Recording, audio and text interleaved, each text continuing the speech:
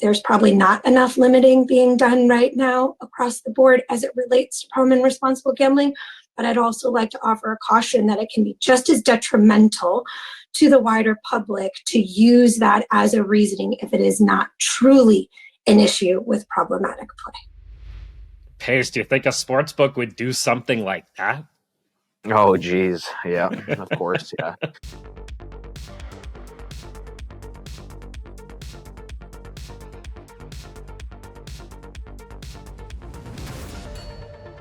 Hello and welcome to another episode of Behind the Lines, the only podcast purifying the sports betting industry. Remember to like, download, subscribe, follow us on all the socials at InPlay Live. And if you want to see what InPlay Live is all about behind the scenes, we've got that promo code for you. It is Behind the Lines, all caps. All right, I'm your host, Shane Mercer. That guy over there, Andrew Pace, founder of InPlay Live, the most sophisticated sports betting community on planet Earth. And Pace, today, Tuesday, May 21st, the day we're recording this, there was a very big meeting in the state of Massachusetts, an open meeting for anyone to attend. And they are tackling, this is the Massachusetts Gaming Commission, they are tackling the topic of limiting sports bettors at the individual level. We have been talking about them for the past couple of months now because they are a regulator in North America that is really taking this topic very, very seriously. And today's meeting really kind of showed that, and it's kind of just the beginning. But we're going to play you a whole bunch of highlights from it, but we've got to start off with what I would call the elephants not in the room. And so this was a really, really big deal. And this meeting was scheduled a couple months ago at the end of March. And all of the big operators in the state of Massachusetts were invited to attend this meeting. And they all apparently initially said they would be attending, but things changed in the past 72 hours. And so what I'm going to do here is play a clip for everyone out there. This is the chair of the commission, Jordan Maynard. He's the guy that's essentially running this meeting, and he has 4 or 5 other commissioners that are part of this commission with him, but he is the chair, and so he's the guy tasked with running this meeting.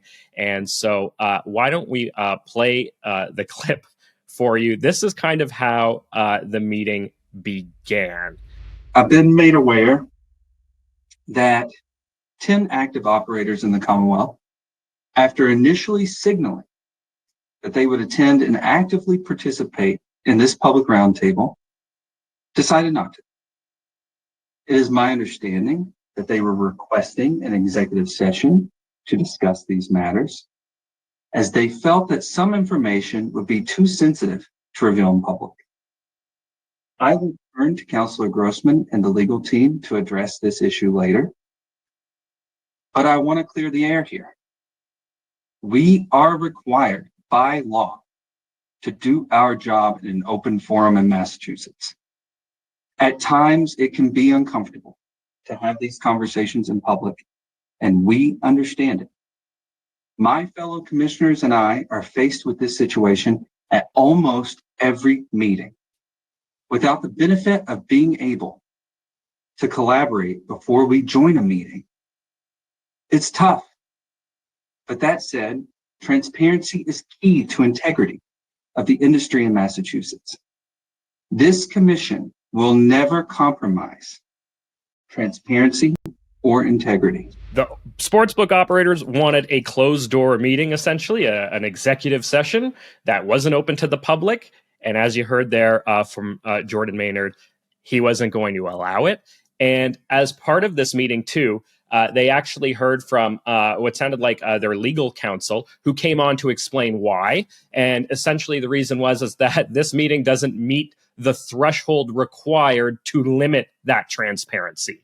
So they weren't even legally allowed to hold the meeting behind closed doors.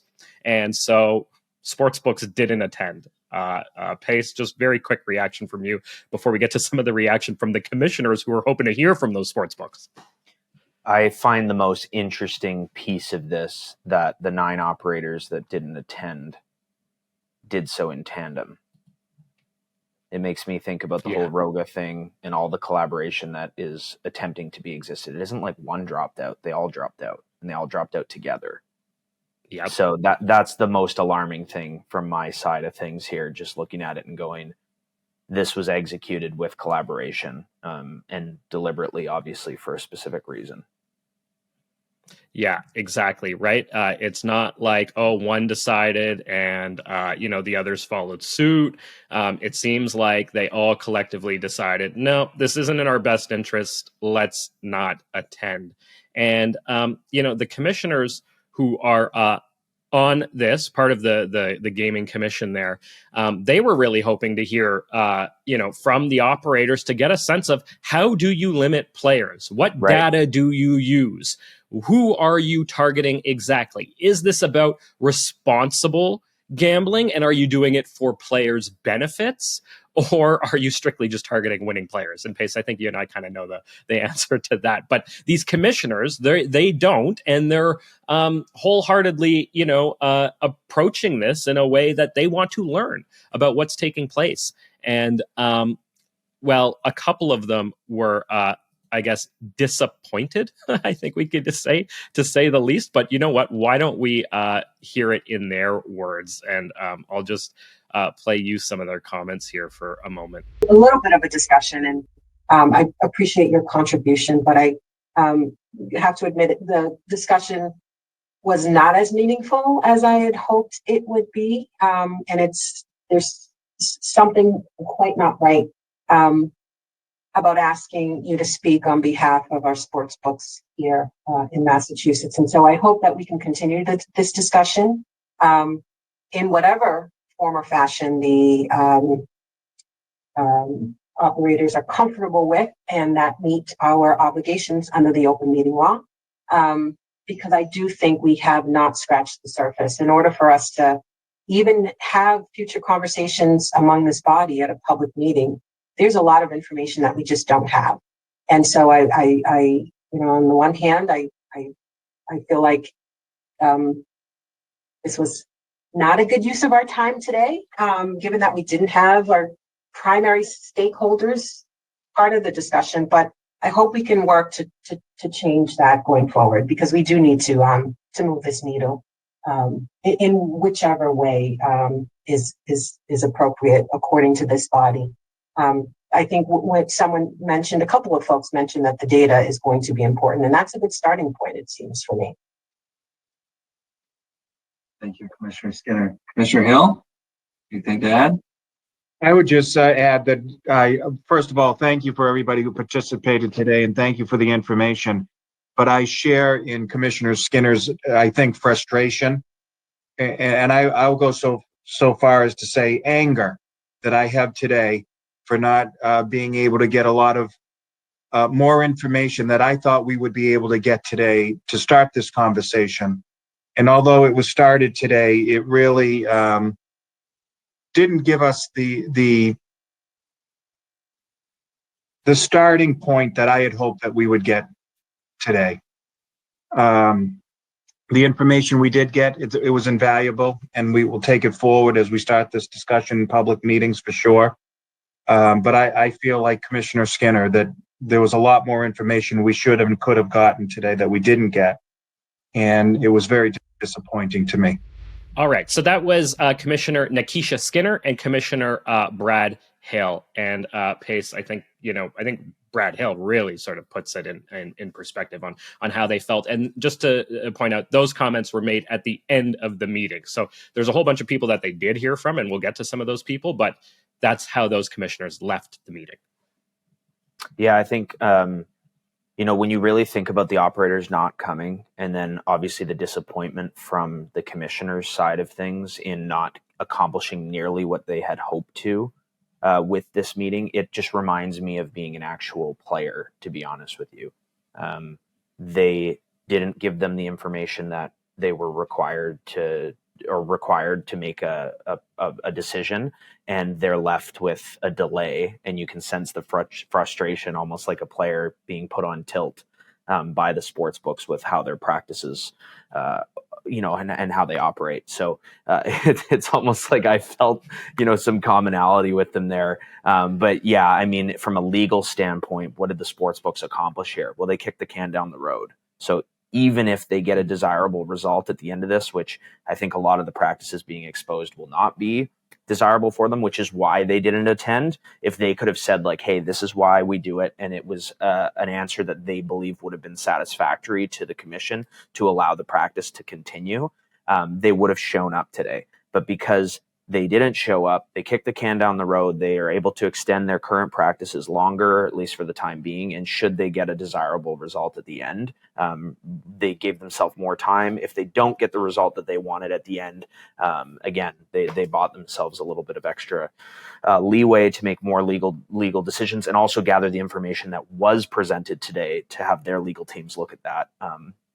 And be better prepared for the next time around, if they do in fact show up. But eventually they're going to have to show up, because the decisions are just going to be made on their behalf if they don't. And kind of what you alluded to there, Shane, this commission doesn't have the information, right? This all started from one person a year ago asking about limitations, and we've brought up so many times on this podcast people's reaction in the main circles, Gary Bettman, et cetera, and how they react to learning about the practice in the first place. So, I don't want to be negative about them not showing up, because I think all of this is just phenomenal, to be honest. So, yeah. Yeah, the Gaming Commission, absolutely, kudos to them for tackling this topic. I think you're absolutely right that the Sportsbooks, made a calculated decision here to, hey, let's just not show up for this and let's see what they talk about. Right. And we can kind of go from there. They sort of, prevent themselves from being caught off guard, and they'll be, likely more prepared when they do decide to show up for a future meeting. Now, I guess, I'll also just mention here very quickly, too, the legal counsel, the reasoning for it not being an executive meeting, a behind closed doors meeting. And this is a direct quote from the legal counsel. There was no clear and safe way to enter into an executive session. And that's because of those transparency laws that were mentioned by Jordan Maynard. So if the sportsbooks are hoping for a closed door session in the future, I think it's highly unlikely. And, we'll all get to benefit from seeing something in which they have to come and sort of explain how and why they limit players. So fingers crossed that we do get to a point where they do show up. But I have to say that a sportsbook did show up to this meeting. And it's kind of strange, but let's we got to talk about it. So Bally Interactive did show up to this meeting. Justin Black was their representative, and to be honest, I'm not sure why. I don't know why he showed up, because Bally doesn't operate in the state of Massachusetts. So I'm a bit confused. I still don't understand totally why he showed up, but he was a voice for the operators out there, and he was the only voice for the operators really that attended this meeting. And again, maybe Bally's working on trying to get into the state of Massachusetts and is working on getting a license, but I don't know if that's the case. It just seems strange to have one operator there who doesn't operate in the state. But Justin showed up, Justin Black, and there was another guy though, Pace, who spoke for us. He's a professional sports bettor. His name is Jack Andrews, and he showed up. A professional sports bettor. He's also associated with Unabated Sports. And for people out there who aren't familiar with them, Pace, I don't know how familiar you are with them, but it's a service that provides tools and resources to help sports bettors become sharper. They mostly focus on pregame, but they share a lot of the similar values and beliefs that we do here at InPlay Live. They want to make sports bettors sharper. And they provide a lot of the similar tools and resources, Pace, that InPlay Live provides. And so Jack Andrews was, the voice of us, the professional sports bettor who gets limited on a regular basis. And he's a guy, who made it very clear to everybody there. He's been limited numerous times on numerous books. He can't play in the state of Massachusetts because all of the operators that are in the state of Massachusetts, he's been limited by. And so it was, great to see that there was somebody there sort of speaking up for us bettors. And early on, there was an exchange between Justin Black and between Justin Black from Bally and Jack Andrews, the pro sports bettor from Unabated. So why don't I play that for you now? Based on that, I mean, we'll just start with saying that obviously sportsbooks offer to, aim to offer a large, broad range of possibilities and wagering activities, with thousands of events being offered each month. And within these events, millions of odds changes are made every month. With Canby estimating they make approximately 650 odd changes per month. Specific to limiting of patrons, I can only speak from Bally's perspective and how we operate in other jurisdictions, but we don't limit players based just on winnings, but rather it's based on underlying factors that are proprietary to Bally's Interactive, right, from a risk perspective. Thank you, Justin. So, commissioners, do we have any follow-up questions to that question? And then we'll open it up to the floor to anyone that may have a comment on that. Mr. Andrews. Hi, yes. Sorry. Honored to be here with you all, commissioners. Thank you. My response to that would be that Bally's utilizes Canby, which is a third party that operates all of their risk management. So Mr. Black's statement that they do not themselves limit bettors based on winning is true. However, my question back to Mr. Black is, would Canby say the same? Because Canby has a history of identifying players based on their closing line value or their expected value and adjusting them, stake factoring them is what they call it, and then telling Bally's, okay, these are the players that we've limited down. So my question back to you, Mr. Black, is would Canby say the same thing that you said? Mr. Andrews, let's try to always, and this is just a reminder, direct the questions through the chair, right? Not to one another. Apologies. Let's try to keep this as civil as possible. So, Mr. Black, if you are prepared to respond to that, feel free to do so.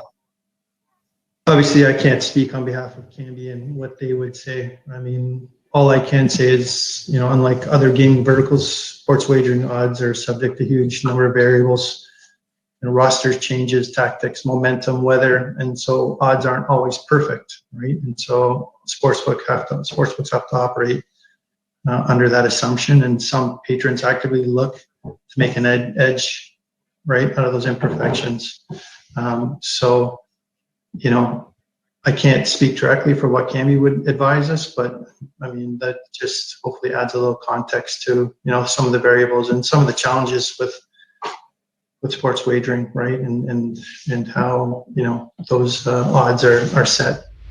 So, Pace, does that remind you of maybe some of the conversations you've had with sportsbooks and perhaps sportsbooks traders and, the customer service referring to, a trading decision that's been made?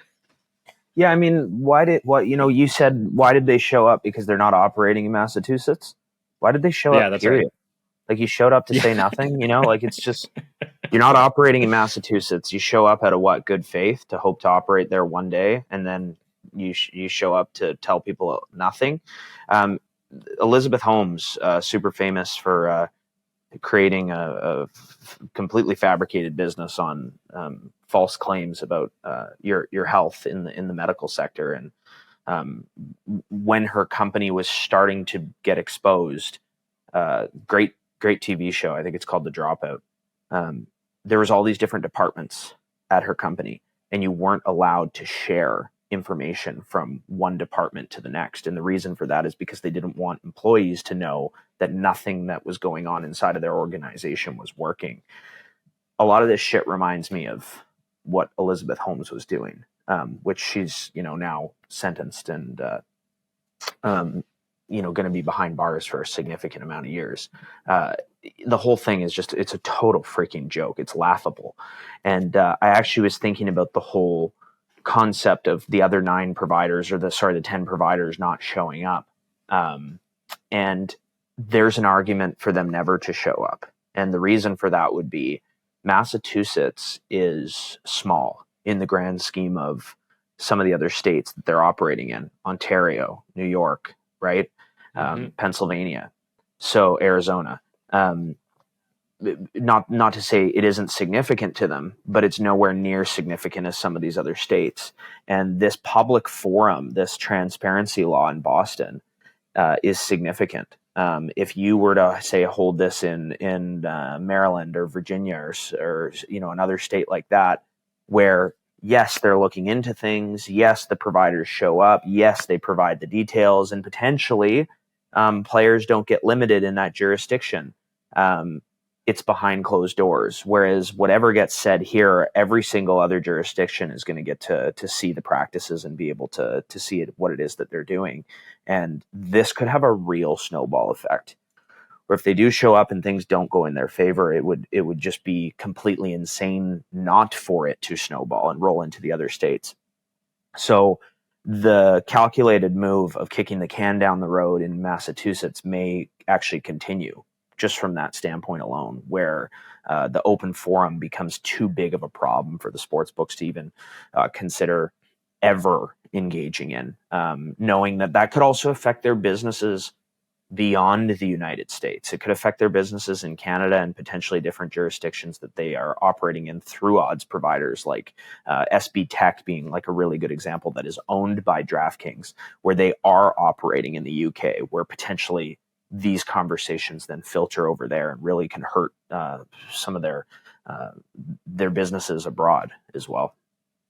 Yeah, that's a really good point you made there. I do want to mention, though, that those sportsbook operators did communicate with the commission, through emails and letters and that kind of thing. And the commission did say that they will be posting those messages that they receive from the sportsbook operators as part of the notes or the minutes of the meeting that took place. They weren't ready in time for us to record this podcast, so I can't share them with you at this time. But for anybody out there that is interested in seeing, well, what exactly did the sportsbook say in the response to the commission and the reasoning for not attending the meeting, they are posting those communications as part of the meeting notes or the minutes. So that is something that you can go and look at later on. But I just wanted to mention that in case anybody is interested in sort of hearing more from them potentially. Okay. A couple of other people that did attend this meeting. There were two consultants that attended. One of them is named Dustin Gooker. So he acts as a consultant for the sports betting industry for operators. He said he has a lot of experience in daily fantasy sports. And he was sort of really walking a fine line down the middle in most of his comments throughout. But he did raise an issue around needing data points for who is being limited and when. Is it for problem gambling, or is it because they're winning? Is it because they're betting broken lines? That kind of thing, right? And we need to see the data was sort of the point he was trying to make. And the other consultant that attended, her name is Brianne Dura-Shawal, and she focuses on responsible gambling, problem gambling awareness, and she does a lot of lobbying. And she might be sort of your typical problem gambling advocate type of person. And she made some interesting comments as well when it comes to this topic of, okay, well, why are sports books limiting players at the individual level? Is it because of problem gambling? Is it because they're winning too much? Or, do they say that they're limiting you because it will help you? And she brought up the idea that maybe sports books are lying sometimes when they limit players, and they say it's for problem gambling when really it's because they're winning players. So let me just play her comments for you here now. Being limited.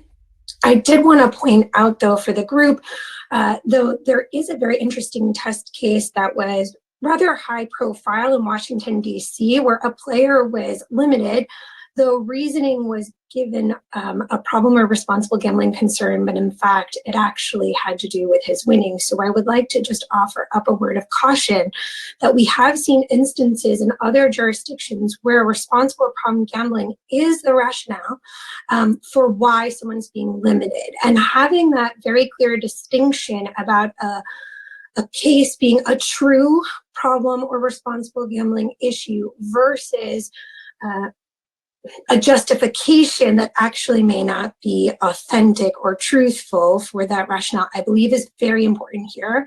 I look forward to offering up some commentary about how there's probably not enough limiting being done right now across the board as it relates to problem and responsible gambling.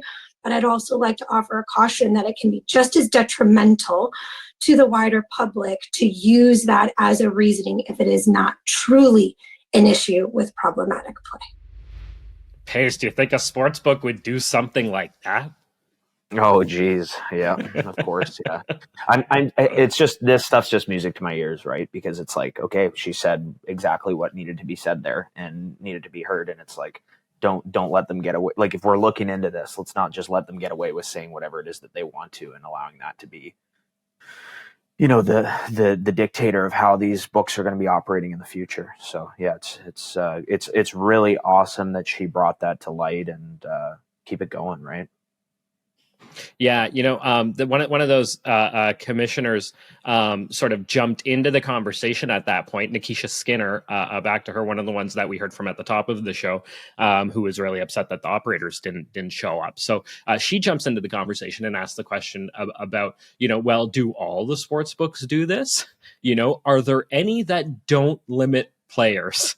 I want to also mention that one of the prompts for the meeting is what happens if sports books can't limit players, right? So this is sort of something that we've heard about and talked about here on the podcast a fair amount. And, you know, I think I referenced it specifically to DraftKings that made it very clear to shareholders that if they can't limit players, they don't know that they have a viable business. And that sort of topic came up, and that was one of the questions to be addressed in the meeting. It was on the agenda. And so I want to go back to Justin Black from Ballybet, because, you know, they put this question to him, right? Well, what happens if you can't limit players, right? And, you know, he sort of gives, he kind of gives the explanation that I think you would typically expect from just about any sports book. But, you know, we should, in all fairness, give him a chance to say it. So here he is. Perspective, I mean, limiting is no longer possible, right, for individual players to whatever extent, right? And there are, you know, applicable restrictions, right? There'll be product restrictions that'd be necessary and that would impact all players, right? So they would be things like more defensive pricing strategies, meaning worse prices presented to patrons, lower limits, right, would be applied to all patrons, you know, and obviously there'd be product restrictions and maybe even some offerings being removed, right? So if the ability not to limit, you know, certain patrons and then everyone is painted with the same brush will obviously have an impact, right, on the offerings that are available to patrons within Massachusetts. So, you know, he's basically saying, hey, if you can't limit, well, we're not going to be able to offer a lot of the stuff that we offer. Right. Well, I think if you're, you know, the guys at Prime Sports and obviously our guy Adam Bjorn, who was on the podcast recently, you're licking your chops, right? Because they view this as the direction that sports books inevitably are going to have to go. And once you go in that direction, you have to adopt this sharp model that, the Pinnacles and the Prime Sports are, the bookmakers, et cetera, are using. And once you adopt that model, you don't want to have to reinvent your own when there's just someone that's already offering it that you can piggyback on. So, you got to credit, these sports books like Pinnacle, like Bookmaker, like Prime Sports, Adam Bjorn being the betting bookmaker, these guys at SXBet, and what they're doing, because they're seeing things 2020. If you want to take the risk on yourself and be a bookmaker and offer those lines, you can offer them on here. We give you that opportunity, but the only limiting that happens there is you giving up yourself as offering those odds, because our players are here to stay, right? Yeah. Exactly. Now, the thing is, Pace, is that, you're in this industry, you're an expert in the industry, but these commissioners aren't, right? And they're trying to learn.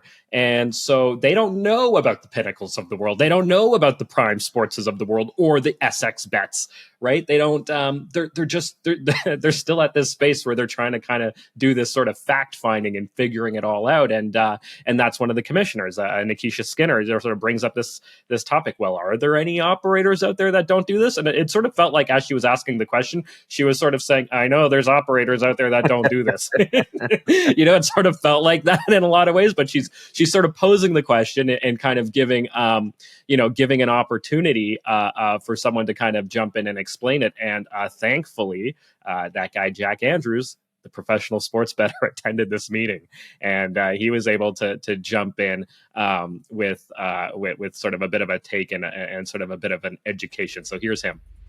Limit that posts the max limit, and that max limit is the same for everyone.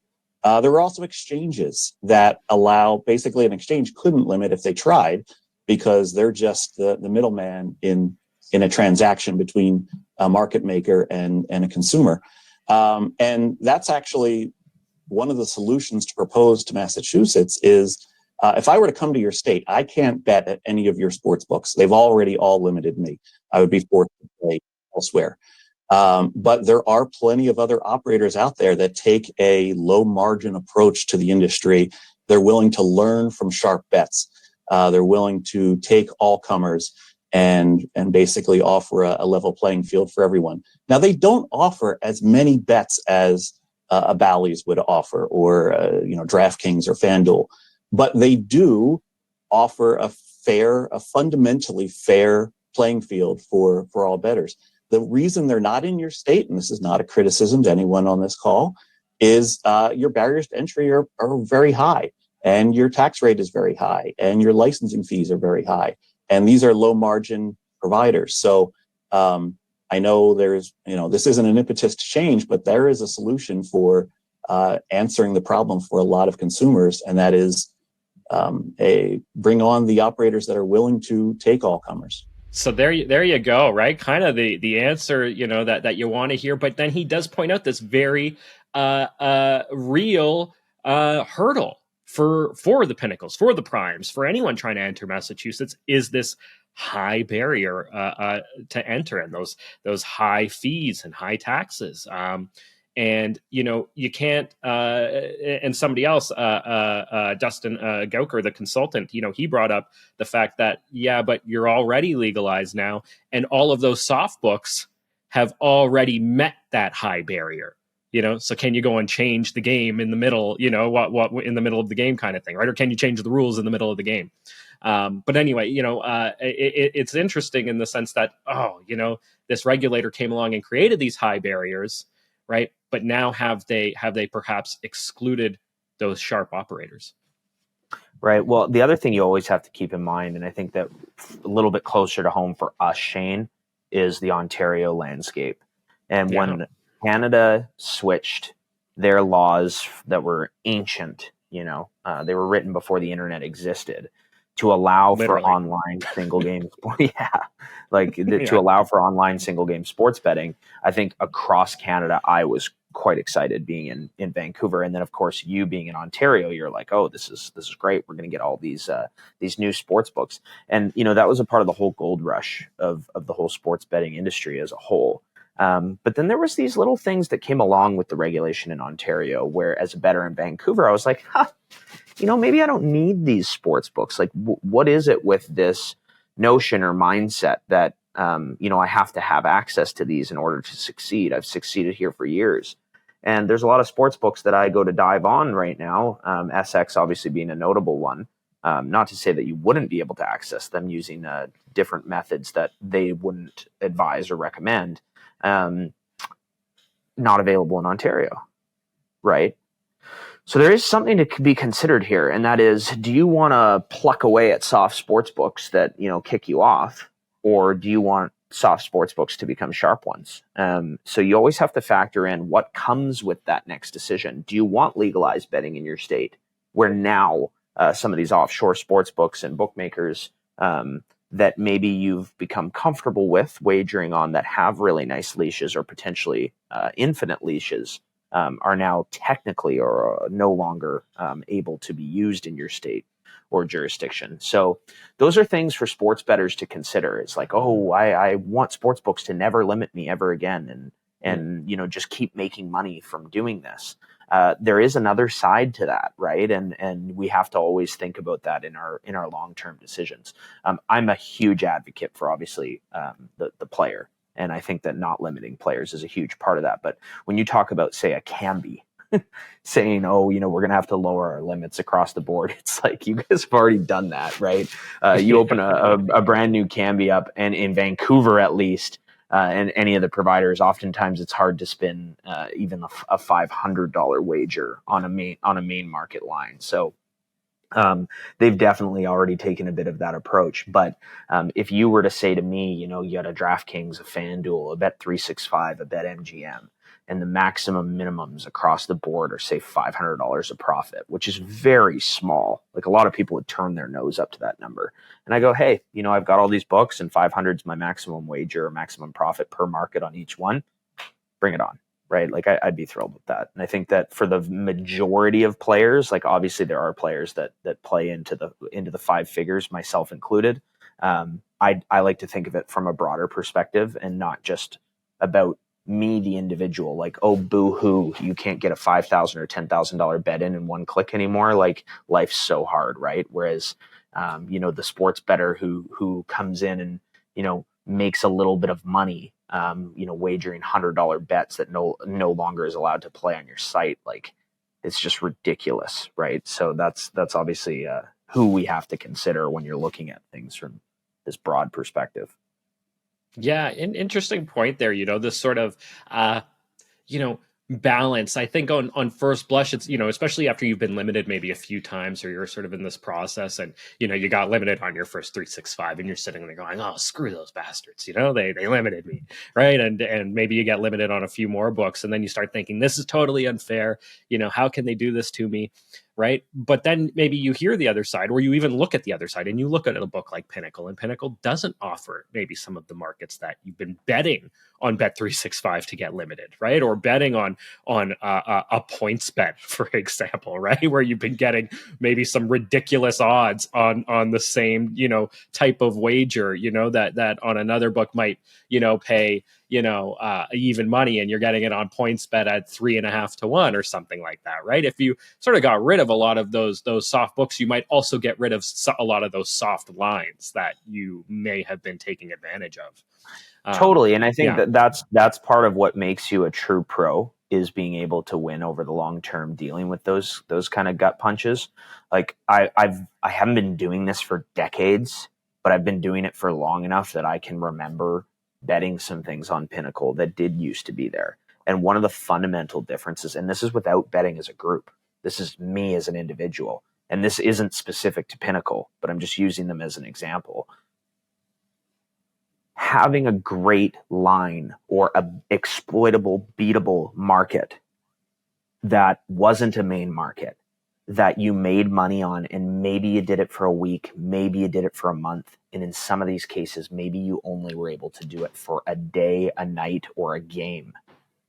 But the sports book reacting to what it is that you wagered on, and then removing the market and seeing it never return. So they look at it from the standpoint of this market being a competitive advantage that we're offering players that are not sharp, that draws in players, that isn't profitable to the sports book. We will then take that market and continue to post those lines almost as a trap to eliminate sharp players, while letting these losing players continue to wager on markets like that when and where it fits into the ecosystem of their losing sort of environment or losing wager type or style. And then that whole sort of relationship. So you'll see Bet365 year in, year out offer markets that other sports books don't offer at all. And a lot of these other new sports books, ESPN, Bet, FanDuel, DraftKings, offering similar competitive markets that are highly exploitable, versus, say, a Pinnacle, where maybe a market somewhat like that actually did exist in the last 10 years. And they just simply took it down overnight because they went, we can't continue to offer this. This isn't a competitive advantage. It's something that will hurt us over the long term. So there's sports books that limit players that fall in between those sort of two perspectives, where they do limit winners. You do have a decent leash, but they actually go, okay, this market is just as crazy. Why would we continue to offer that? And the odds providers. So you can have the exact same odds provider on two separate books, where this sports book said, we want to have that market, and this sports book said, we have to turn that market off, or we want nothing to do with it. And you'll see a very similar layout, and you go into the sports book, you see all the lines, and you go, oh my God, they've got it. They've got it still. Let's get it while we can. And then sure enough, the next day that particular market will be turned off. And that's definitely something that, we've been on a journey on, from as winning players, but also as a group of people, where we see some of these opportunities. You take it when and where you can, knowing that, it just simply will not be there tomorrow. And when tomorrow comes, you don't necessarily know. Yeah. You're kind of Pace. You're really speaking to the core of my experience over the past 6 months or so, especially when it came to betting on women's college hoops.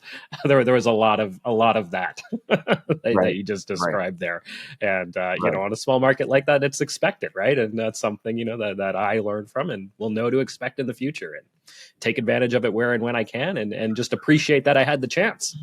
Yeah, and what's really interesting is Bet365 being like a staple sports book of mine over the last 10 years, being in Vancouver, and seeing them offer just the same thing year in, year out, literally the same thing, not making any adjustments, and then watching the whole landscape legalize around them, right, where they weren't or aren't a primary provider in the United States, and then have started to get legalized in a few different states. But for the longest time, they were only operating in New Jersey.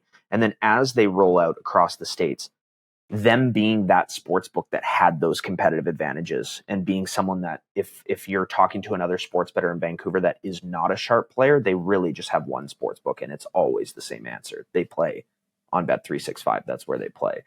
But then seeing 365 try to start making some adjustments, so much so that they're offering the same lines on a lot of these crazy props and competitive market type markets that they're offering, start to look the same as DraftKings and FanDuel, and start to use some of their same lines and providers. And then not having personally used one in quite a long time, opening up their lines and going, holy smokes, like they're offering anything you can think of to bet on. We're talking right down to the next pitch type, to the type of the next play in football, like anything, like the over under on the next yards of the next play. Will it be a run or a pass? Like, will it be a strike or a ball? Will it be in play? Like every single little thing you can think of is available there. And I'm usually pretty confident that things like that are exploitable, but I also know they're there to be competitive, and they're there as a trap. And probably very true for the Ontario market as well, Pace, when it comes to Bet365 and recreational bettors. You talk to any recreational bettor in the province of Ontario, where do they play? They play on Bet365. Really? That's because it was for sure, and that's because it was here and it was established for so long, right? And that's what people got comfortable with, and that's all of my friends who are recreational sports bettors, they bet on 365, and right. It's been like that for a long time. I mean, maybe there's some younger groups out there that are more into the FanDuels and DraftKings now that Bet365 didn't reach because they were too young at the time, but for the most part, it's a very sort of similar experience. I want to get back to the meeting because there was some moments at the end where it was sort of like, all right, final thoughts, opening up the floor, and actually played some of those final thoughts for you all at the top of the show when those two commissioners expressed their anger and disapproval with the sportsbooks for not showing up. But there were a couple of other moments there. And, a couple of them came from one back from Jack Andrews, our professional sports bettor, and the other one came from Dustin Gooker, the consultant that works with sportsbook operators. And why don't I play you their thoughts? meeting, Commissioner Skinner coined a term that I think is very smart, and that's the term fundamental fairness. And I think a lot of what players feel in sports betting these days is that it's not fair for them. Now, they have to bet into -110. Of course it's not going to be fair. The house has the edge. This is gambling. However, there's a lot of them that feel that things don't cut both ways. And limiting is just an example of that. And, if you're able to limit a sharp bettor, why are you able to raise the limits of a bad bettor? That doesn't seem fair. And I would invite the commission in how they go forward with what they found today to realize that fairness is not just how it's intended. I believe everyone on this call, everyone in this industry intends to be fair. That's why they're in regulated gaming. But it's how it's perceived. And I think there's a lot of perception out there of fairness that feels just not right to people. And I appreciate the commission giving audience to this and understanding more about this, because this goes a long way to the perception of fairness, the fundamental fairness to grow and foster in the industry. So thank you for your time. Thank you, Jack. Dustin, I see your hands up. Yeah, again, thank you for having me on the panel, Mr. Chairman, and the commissioners.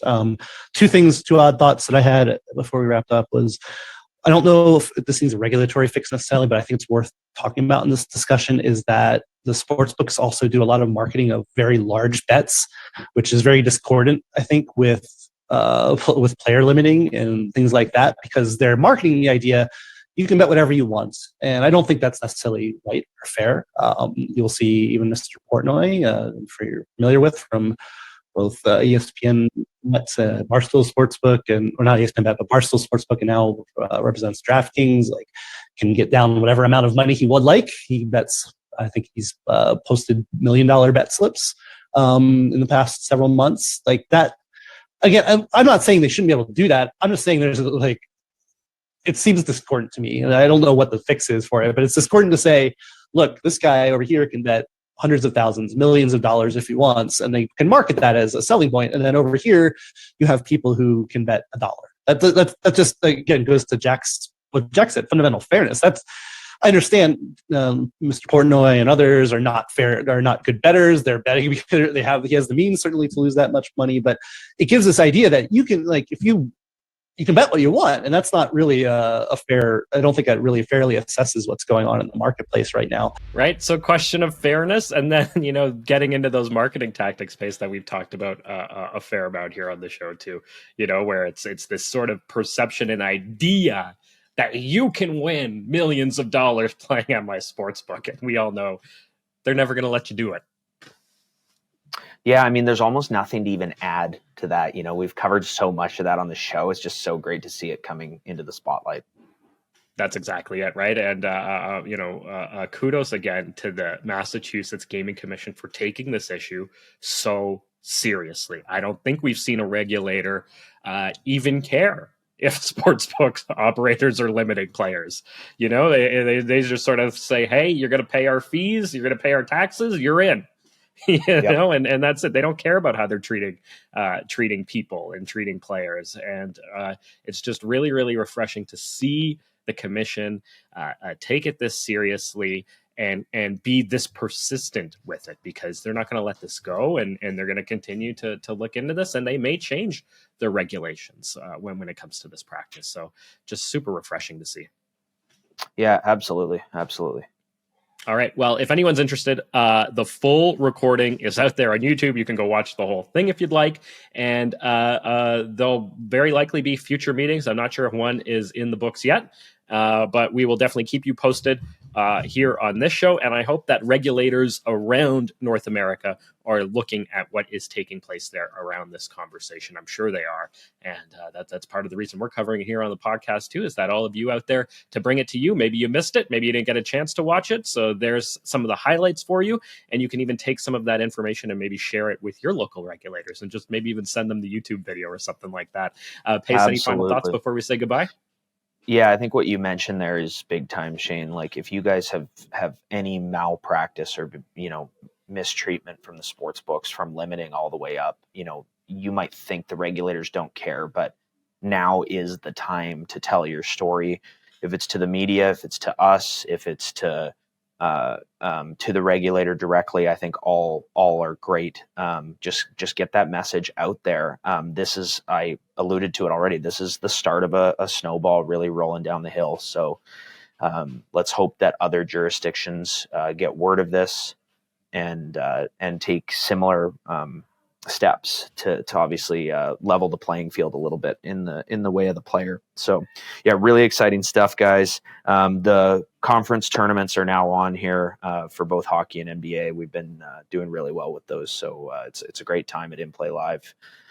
So yeah, always a great great time to plug the promo code here on the podcast, Behind the Lines, all caps, for a great discount to join our sports betting community, where you can work with people that have these stories of winning money over time and what that looks like. Yeah, there's a reason why it's so important to us because we've been there, we've been limited, and we're covering it very, very closely for you.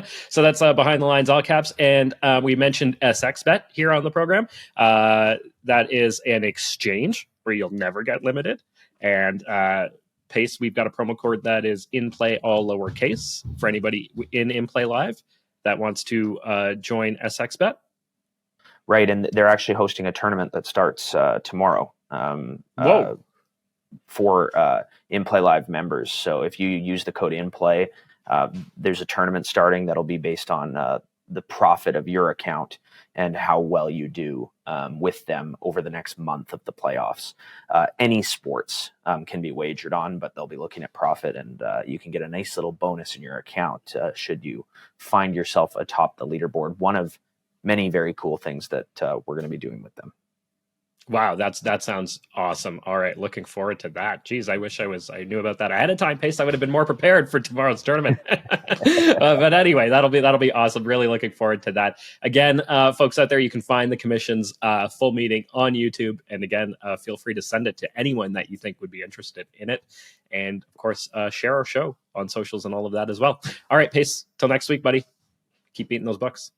Thanks for tuning in to another episode of Behind the Lines. Remember to like, download, and subscribe. We are on YouTube, Apple, Spotify, and everywhere you get your podcasts. Have a betting story or want to be featured on our podcast? Drop a note in the comments below. And if you want to join In Play Live, use promo code Behind the Lines.